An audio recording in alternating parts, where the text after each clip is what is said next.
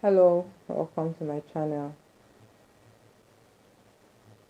I don't know how to start this video. Um,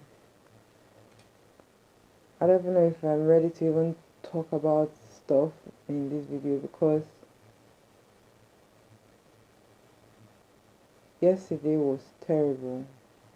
Yesterday was terrible. It showed me in person that we really do not have a right to live in Nigeria. We're thinking we did. They could actually kill people in cold blood holding the Nigerian flag. I want us to have a minute of silence for all the Lekki genocide massacre victims at the Lekki toll gate in Lagos. Ooh. If you've seen those videos, if you saw what happened in those videos and how people were struggling for their lives, if you actually think about it, like, don't just think about it from the safety of your room, like, think about it putting yourself in their shoes. They really went there to protest for like a better Nigeria. Let's have a moment of silence for them. Let's pray that their souls find rest and that their souls do not go in vain, and the mission for which they passed will be accomplished in this country. A moment of silence for them and for all the other victims of brutality as well, police brutality in Nigeria.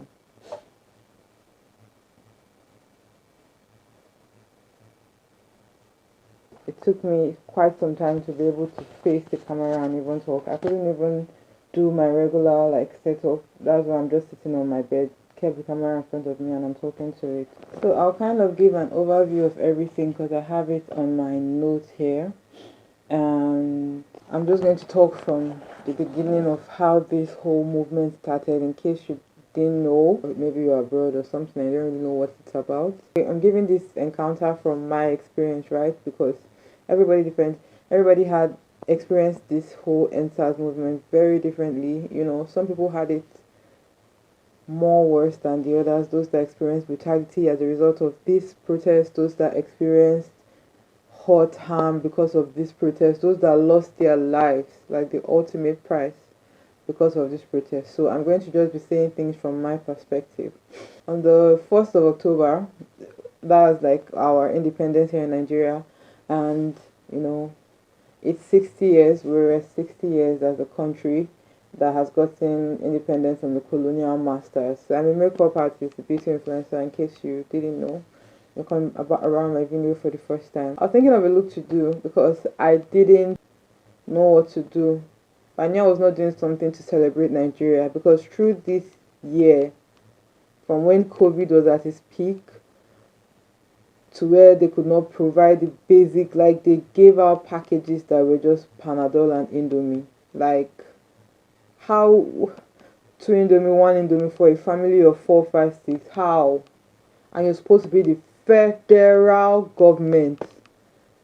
So from then to all the stories about police brutality and all the videos about police brutality, because I'm an empath and I tend to absorb pain. Like, I just need to see something and the next thing I'm doing, I'm imagining everything like it was me that was experiencing it. So it helps me, you know, kind of put myself, because you can't really sympathize with someone if you don't let your humanity play out that card as if it were you. Like, if people would just allow themselves to remember that they are humans as well, that they are Nigerians as well, that their children's children are Nigerians as well, and that there is possibility that their children or them might end up dead like these people, we'll really have more people backing up this EndSARS movement in like the big places, the places that really matter. Those people that are in their high horses, in their hidden rooms, will really have a lot of help. But like, everybody is just caring for themselves and not caring what the people are suffering. Innocent people being harassed because they look good, because of their hairstyle, boys that dye their hair or plait it because of tattoos. I watched a very terrible video around that time where they killed a guy because he had tattoos all over, and in that video he had tattoos all over. They had probably made him remove his clothes so that they could see the tattoos or something. So he was on his underwear and they had shot at him in the station, and they were videoing him dying on that floor in the station. And somebody was holding a phone or something close to him. He was saying, "Please, can I talk to my father before I die?" He already knew he was going to die. And his only offense was having tattoos and just being a young person, a young Nigerian. And the person there was like, "God punish you. God punish that your father that you want to call. God punish you."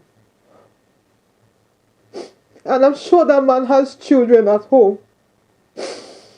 I'm sure he has relatives that has children. That should have at least sparked humanity in him. Not to have shot that boy in the first place for just being a boy. Not to have shot him. Not to have left him on the floor to die in cold blood. Why ridiculing him? I could hear women's voices in that background. Why didn't nobody stand up for this boy?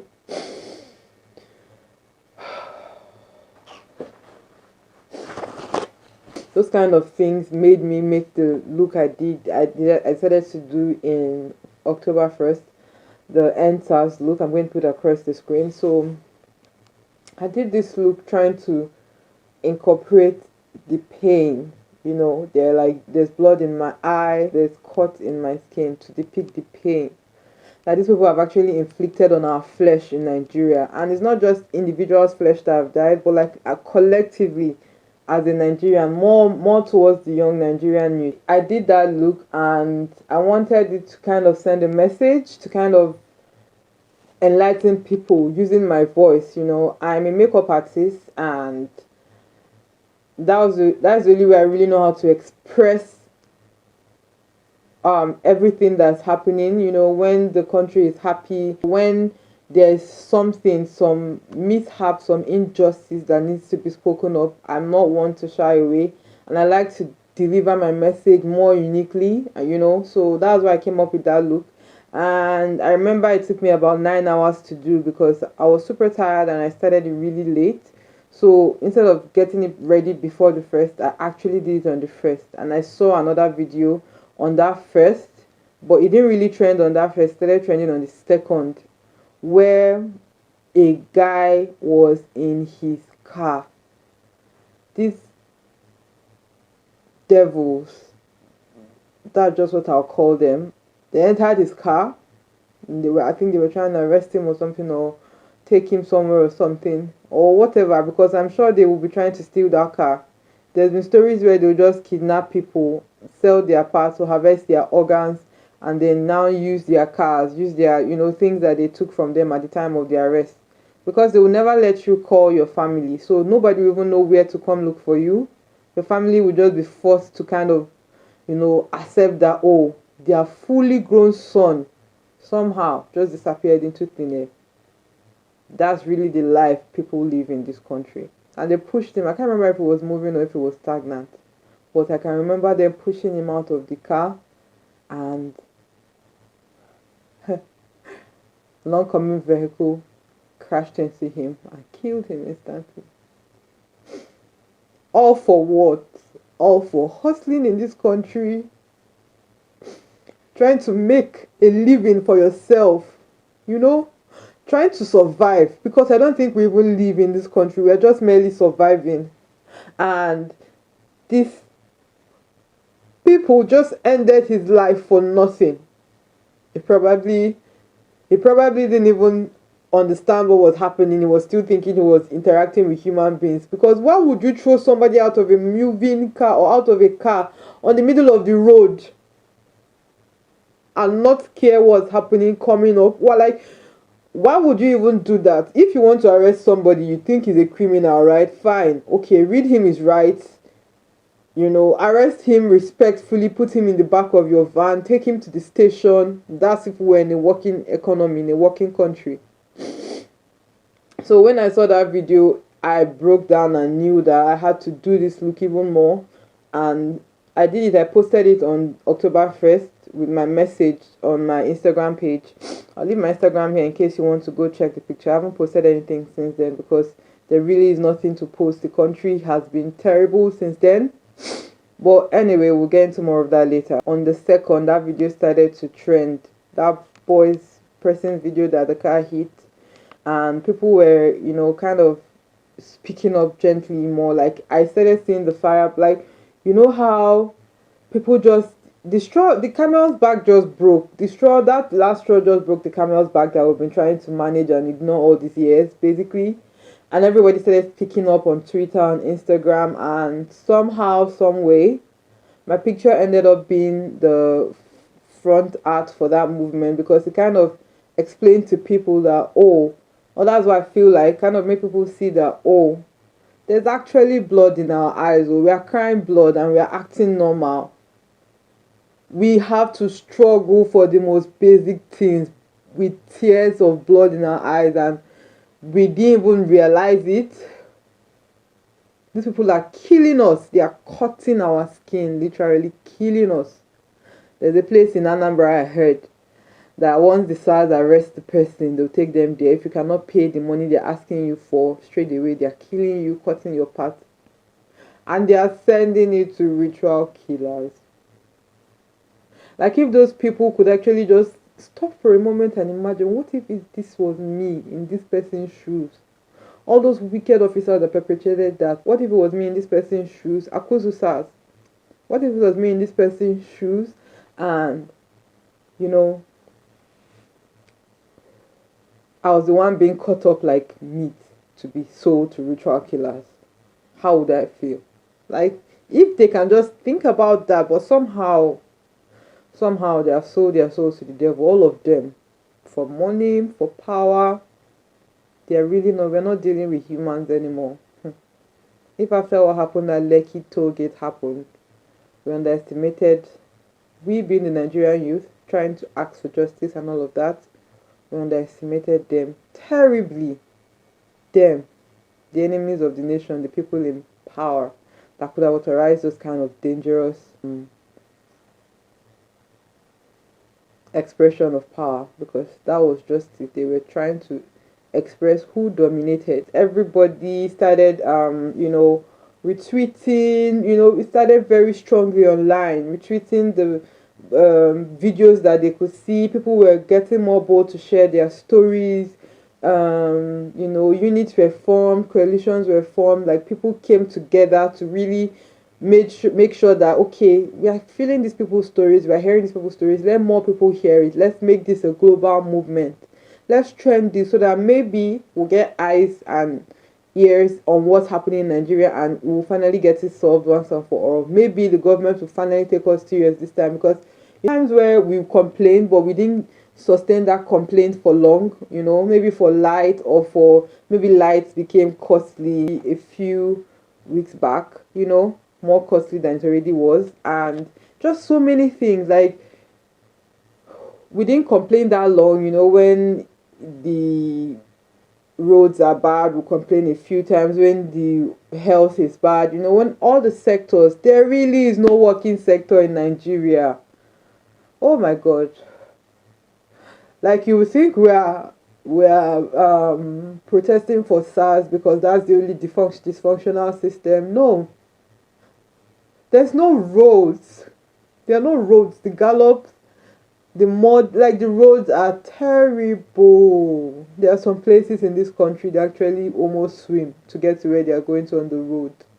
They said they've never had roads in their life in those places. And these people speaking were people in like their 40s, 30s, 50s. Haba. No sector is working. Nothing. But we're trying to focus on EndSARS so that after we, get the justice and demand we're asking for, maybe we'll now channel our energy into the light sector, into the transport sector, because this is just something that is very basic. It's our basic right. We are literally just asking to have constant light supply. Let mothers not be losing their babies in hospitals because light, NEPA took light. Let you know, let people not be having accidents because they fell into a ditch in the middle of the road. Abba. So the EndSARS movement had already kickstarted like now 2 weeks. Okay, we started tweeting and posting on the first week. Then the second and third week of October was like the main protest where people went out, So that's why there's I think that's why it's kind of been said it's lasted for 2 weeks, about 10 days. And there were talks around this time that after the 2 weeks, like this was 3, 4, maybe like Friday, Saturday last week. I'll put the exact dates I'm talking about on the screen. So yeah, like on the 16th Friday and 17th October Saturday, there were tweets online and posts online about Operation Crocodile Smile, and basically they said this operation was going to be unleashed the next week because people were saying whoever owns the toll gate has lost a lot of money. So speculations are like whoever owns it, the person that owns it, I'm not going to call that devil's name on my channel because it doesn't deserve to be called. I do not want to even put his filthy name in my mouth. Because he had lost a lot of money, he was said to have been able to have the power to unleash the Operation Crocodile Smile. And people, because of this, they are trying to protect themselves, and they knew that was going to involve the army, and there's rules. But my country is sadly a very lawless one. There's rules saying, oh, if you're holding the Nigerian flag, if you're singing the anthem, the army doesn't have any right to shoot. That's because we thought we were dealing with human beings that had sympathy, that had empathy, that were just normal, that would normally keep to the rules, because we thought we were dealing with those kind of people. Youths of today do not understand those they are dealing with. They are dealing with old warriors, old oligarchists who know how to fight. One of the things they are going to do is that they are going to use fear and intimidation. They might roll the army out very soon, and they will shoot a few youths dead to intimidate others to run into their shell. So everybody got their flags ready, ready to be very peaceful. We didn't even very peaceful. On Tuesday, that was on the 20th, around the afternoon or something, there were pictures of people coming to remove CCTV cameras. The cameras are supposed to, tell us what exactly happened at the toll gate. If there's a case of like violence, crime, that camera is meant to capture all of that. People stealing, danger coming, just cameras. What cameras do, just tell you what happened there. The eyes on the ground, that is not human. So they took out the cameras and they took out the light supply on the toll gate, but people didn't know in the daytime. It was towards the night they found out that, oh, Lekki toll gate that is usually so bright is now all of a sudden pitch black. The army closed them in. Both edges of the Lekki toll gate were on fire. So even if people wanted to leave, they couldn't leave because there's fire. Some maybe like cars were burning on fire or something on the ends of the road. My camera caught, and I don't know where it caught, but I'm just going to continue saying the story. But telling you guys what I was saying. Then all of a sudden, they were telling themselves to sing the flag, to wave the flag, so that the army will see the flag and not shoot, because that's where it was meant to be. And they'll sing the anthem and they'll sit down and they'll be peaceful.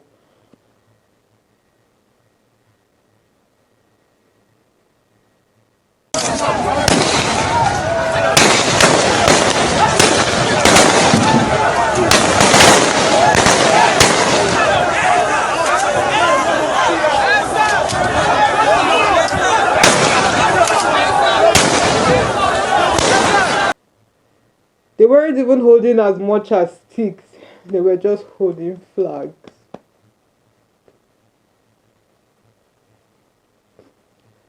They were just holding flags, and these people opened fire on innocent people. There were fathers in that crowd that were killed. There were mothers that were killed. There were sons, there were daughters, young people. They were killed just because they were demanding for the most basic thing, the right to be alive.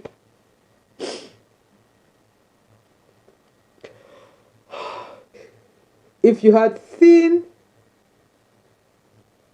the tanks, the guns, the armored tanks, the guns that they were using to shoot these people, show me if they have shot at Boko Haram like that.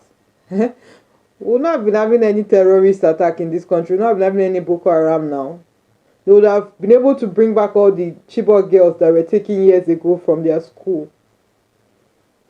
They should have been able to rescue them, rescue everybody taken into captivity, end the terror of and menace of Boko Haram. But no. God bless DJ Switch. She was one of the people that were on the ground that day when that was happening, and she was brave enough to go on live. And good thing she even had data, because data in Nigeria can be so costly sometimes. Some people might not have it readily, but she did, and she went live. No press him out, hold on. Come on, take on my phone. On my phone, wait. Give me the bullets. Give me the bullet. Thank you. Look at bullets. See bullets. People are finding. These are live bullets.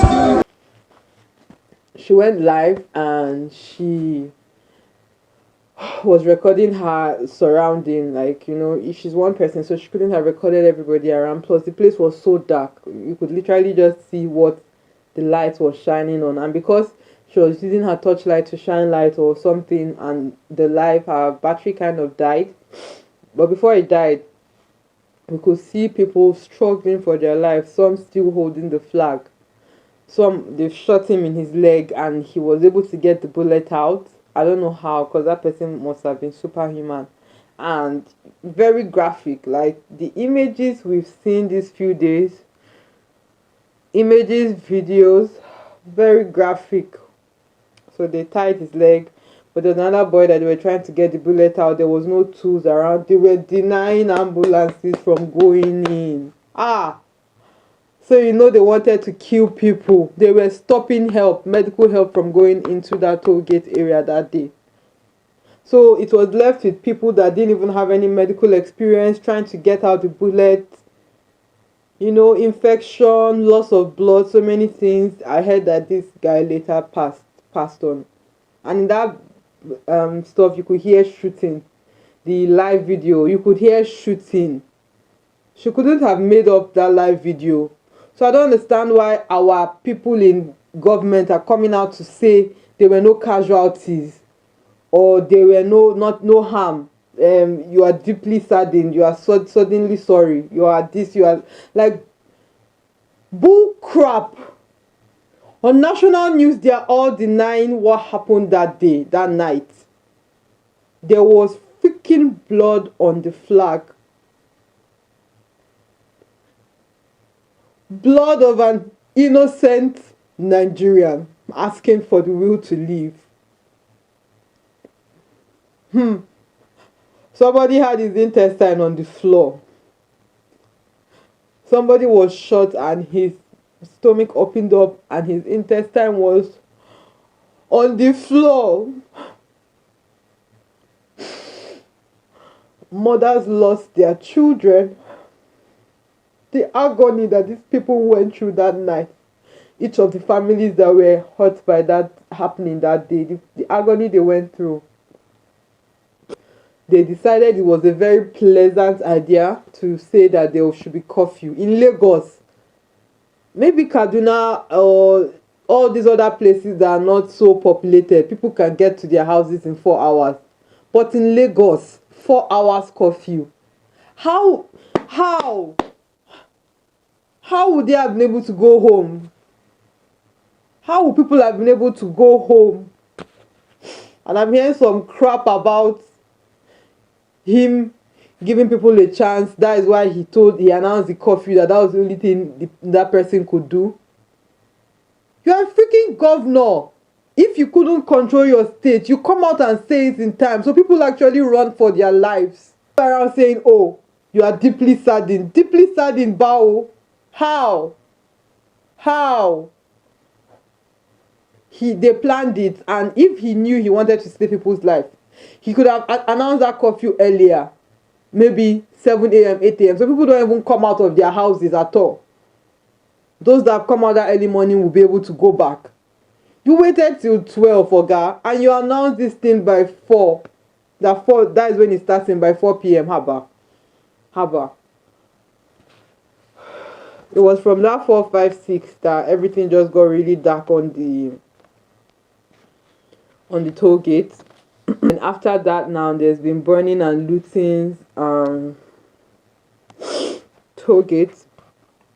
Another really sad thing that is making me so sad is that now we'll never even know some of these people's names that died on that night, because they couldn't tell their names before passing on, of course. And even most of the bodies that were taken away by the military or the army that were there, according to eyewitnesses, they are nameless. They are nameless heroes. But we owe it to them.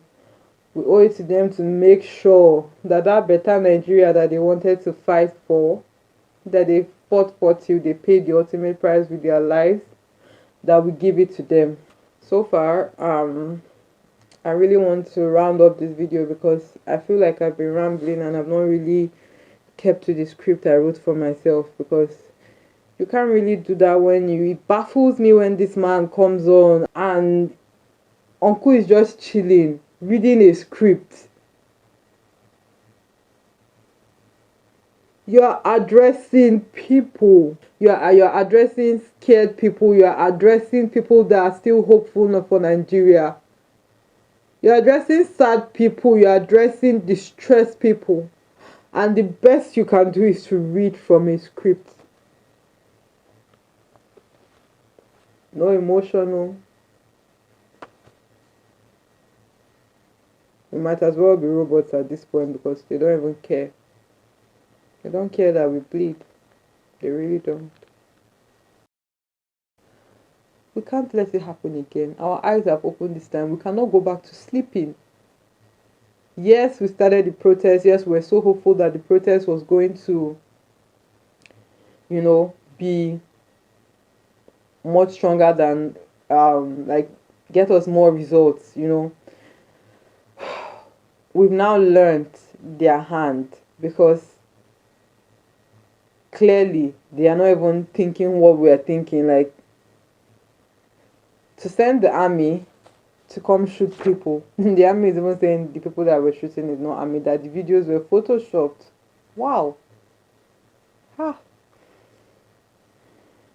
We now know their hand very well, from them sending talks, to disrupt the event, the peaceful protest events, sending all these talks that they pay some stupid amount to come and kill people, to sporadic shootings at times on the protest ground, to sending the army to come kill people.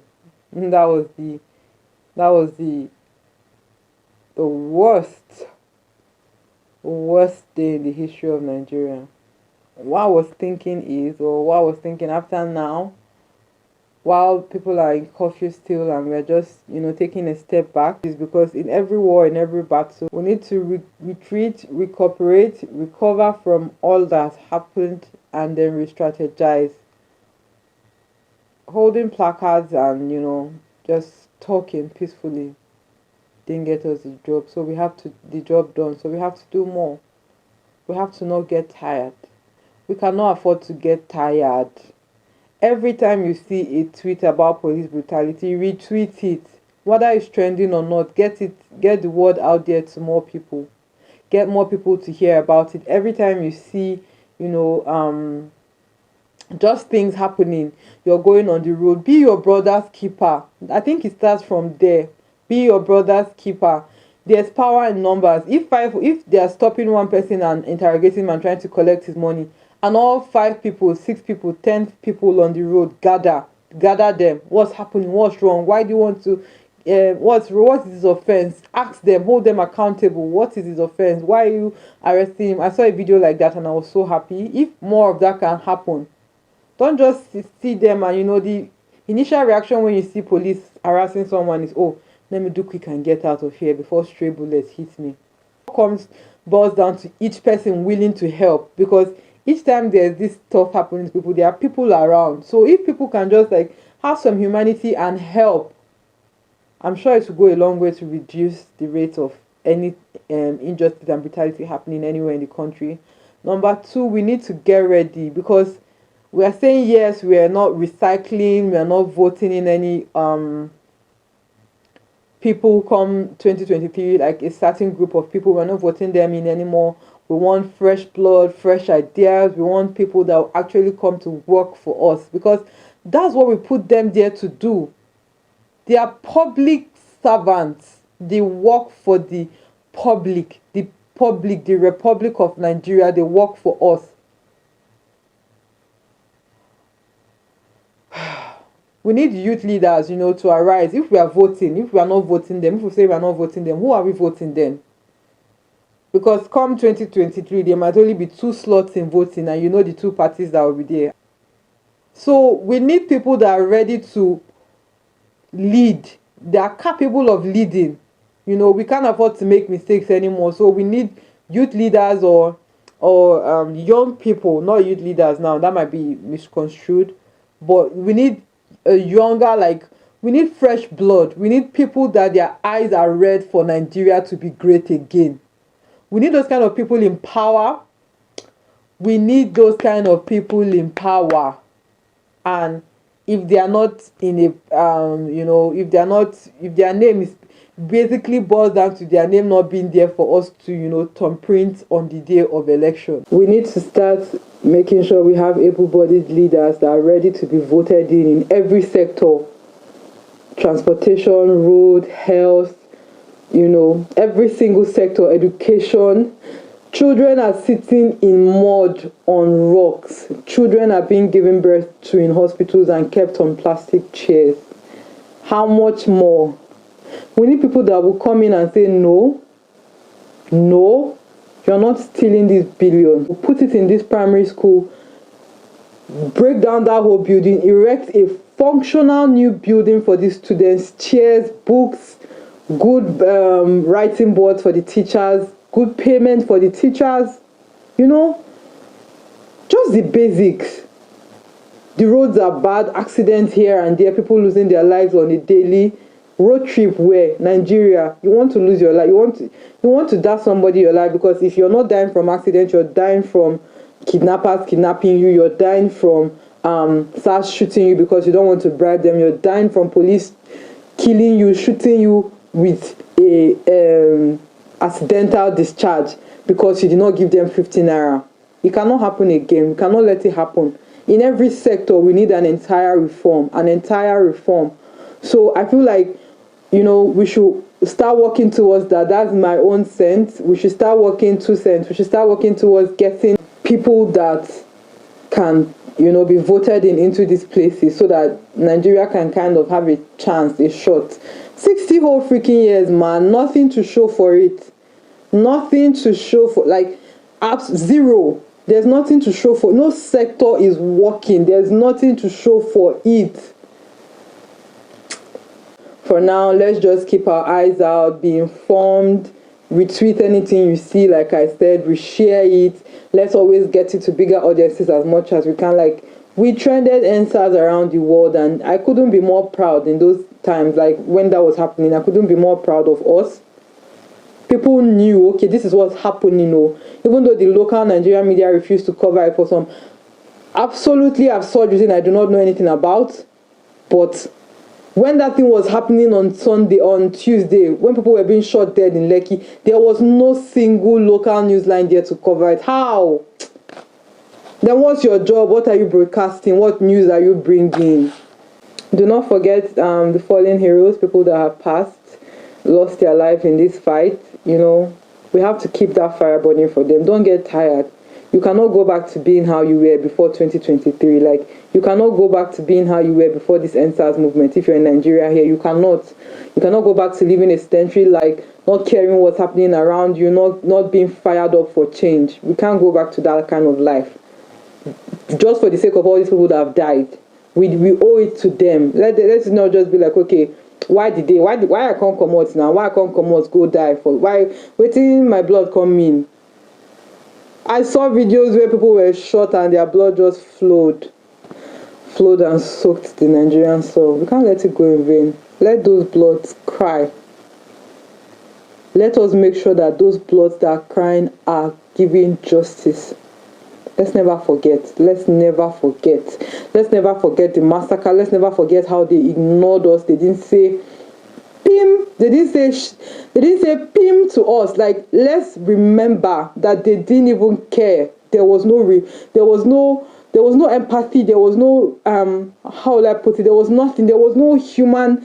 Just feel something towards me as a fellow human like you. There was nothing like that.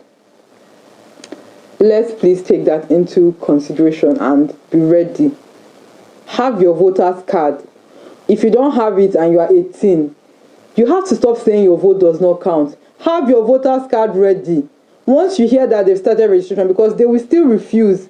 There are so many easier ways they can let us vote online. You know, we can go to polling units and it's online. That way nobody is stealing ballot boxes. Nobody is paying people to come and vote multiple times. Once you voted once with your ID, you're bouncing, you know? So, but they are not going to do that. They are going to still enforce the ballot paper, because that's the only way they can do what they do normally with it. No problem. There's power in numbers. Enough of the ignoring. Enough of the, my vote is not going to count. No need. What's the use? Nigeria no go change. It can change and it will change. But this change that we are asking for, that we have started now, we have to keep at it. 60 years, we can't have won that battle in 10 days. We can't have won that battle in 10 days. It's a marathon, it's not a sprint. We can't have won that battle in 10 days. So just be ready. Whatever you have to do, get your voter's card ready so that when that time comes, in every sector, do not sell your votes. It's not, you're selling your future. You don't want your children to come into a country where they cannot be called kings in their homes. If you ask me, I never wanted to leave Nigeria. Like, I'm one of those people that this is my home. I want to be here. I go outside and police is being brutal to me because I'm black. I come back home, police is being brutal to me because I'm a Nigerian. Because I'm a young Nigerian trying to work hard. You didn't give us light. You didn't give us water. You didn't give us the basic amenities. We have generators. We have backup supplies, internet supply by ourselves. Nothing was given to us. We had to literally get everything by ourselves. Yet you still kill us. My fellow young Nigerians, my fellow Nigerians, if you really want this country to change, we have to start. If you have parents that are powerful, keep ringing it in their ear. Don't just talk once and keep quiet. Ring it in their ear until they are individually tired of hearing it, that they want to change. They want to make a change, so that you will just stop not saying it all the time to them. If you have powerful parents like that, sing it in their ear. Don't keep quiet. After all, you're their child. They won't harm you. So sing it in their ear. You are our only hope in those places. Like, sing it to their ears until they are willing to change, just so you stop singing it to them. Any way we can, get the word out there. Get ready for voting in 2023. And something else I really wanted to talk about after all of that, before I go, is your mental health. I know myself, after I've seen those videos I've seen online, pictures, this place, I don't know, is in shambles, to be honest. So, at this point in time, like I said, it's a marathon, it's not a sprint.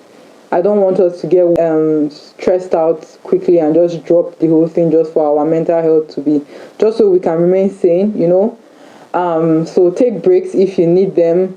Go offline. I unplug from the internet. I unplug from the internet from time to time within these 10 days, just so I could have like sanity restored. When things get back to normal, I'll try to record videos.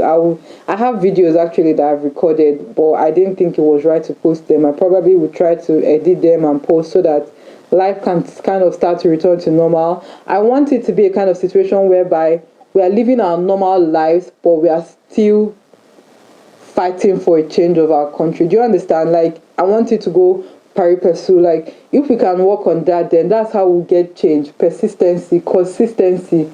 Consistency always gives results. If we just go power ham now, these 10 days, tweeting, reposting, online protesting, coming out on ground, people cooking, donating, all these things, for 10 days we went ham like that and we just stopped, we are going to sink even deeper.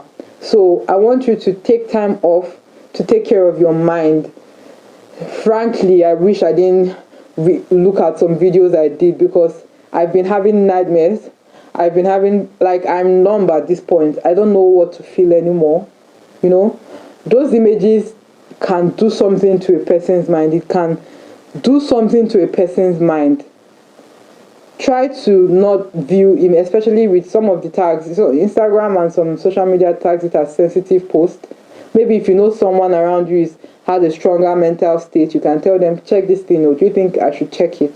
If the person says no, it's too bloody, it's too graphic, don't check it. If you don't have anybody around, don't just check it. Just go off of reading the comments or reading the caption under the post. Like, don't open the video or the picture.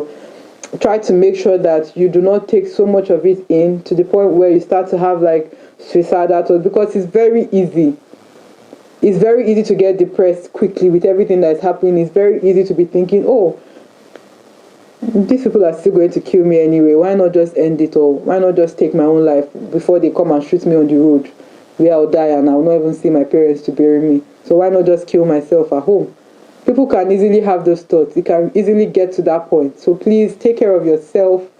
We need you. Like, we need you. We need each other. There's power in numbers, and if our numbers dwindle by people getting just tired of everything, giving up, pulling out, we will not have our goal achieved. So try to make sure you take care of your mental health by any means possible.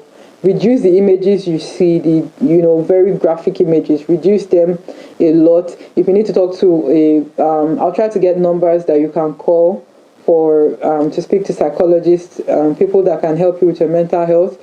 You talk to them. If you already have a psychologist or someone you talk to, a professional, you can talk to them, call them up and have a session with them. Like, let out those feelings. Don't just leave them in there, and take care of yourself. I'm a Nigerian. I love Nigeria. I love my country. I want everything good for my country. I want everything great for my country. I want everything working for my country. Like you, I'm hopeful that one day it really will be better for us, but we can't get that if we do not speak up, fight for our rights, vote better people into government, and just do our part. I'm going to use my voice, no matter how small that may be. I'm going to use my platform. I'm going to use my art. I'm going to speak as loudly as I possibly can every time. I want you to do that as well, because together, with the powers in our numbers, with the strength of our voices and our actions united against the enemy, we'll be able to bring change more so permanently to our beloved country, Nigeria. The change that we're looking for, the change I am looking for, starts with me, starts with you. Together, let's change Nigeria.